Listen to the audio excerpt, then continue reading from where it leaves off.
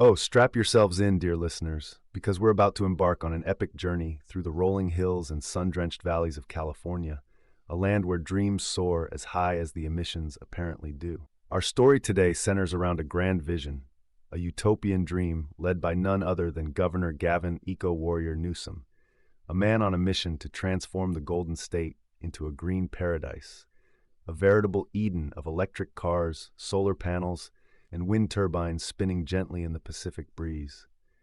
But alas, dear friends, not all is as it seems in this environmental fairy tale. Let's dive into the gritty details, shall we? According to the wise folks over at Beacon Economics, California's emissions have taken a nosedive. Oh wait, my mistake. They've actually gone up by 3.4% in 2021. That's right, while the rest of the world was busy trying to cut down on carbon, California, in its infinite wisdom, decided to buck the trend. The state, which once basked in the glow of its environmental credentials, now faces a conundrum as it falls behind on its self-imposed mandate to slash emissions by a whopping 40% compared to the dusty levels of 1990, all by the futuristic year of 2030. But what's a few percentage points among friends, right?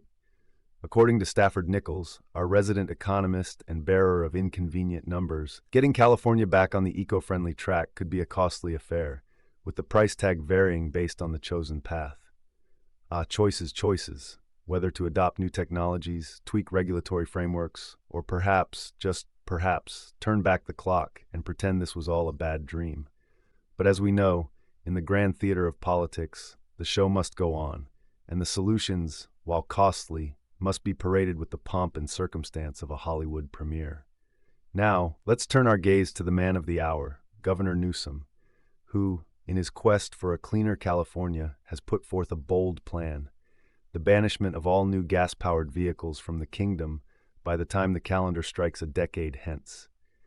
Yes, the future is electric, they say, filled with the silent hum of battery-powered steeds and the clean, crisp air once known only to our forebears. But here's the rub. Not all knights of the Round Table are in agreement. Enter Sir Ronald Stein, an energy consultant from the realm of the Heartland Institute, who whispers of a troubling truth. In its zeal for clean energy, California might just be exporting its dirty laundry, increasing emissions worldwide as it imports the fruits of other lands' less stringent environmental and labor practices. But hark! What's this I hear? The sound of opposition? Nay, for the governor's office, standing tall upon its hill, dismisses these pesky reports like a teacher flicking away a troublesome fly. We're ahead of schedule, they proclaim with the confidence of a Hollywood star on the red carpet, dismissing the naysayers and doom predictors with a wave of their hand. They speak of millions of zero-emission vehicles gracing the highways and byways, of emissions slashed and goals not just met but exceeded. And let's not forget the treasure trove, the veritable dragon's hoard of gold being poured into the fight. $48 billion, no less, in climate change initiatives, with a healthy side of federal funds to sweeten the pot. Yet as the common folk of California open their parchments to the electricity bill section, they find themselves squinting, disbelieving the numbers before their eyes. For the cost of lighting their homes, cooking their meals, and yes, charging their noble electric steeds, is nearly double the national average.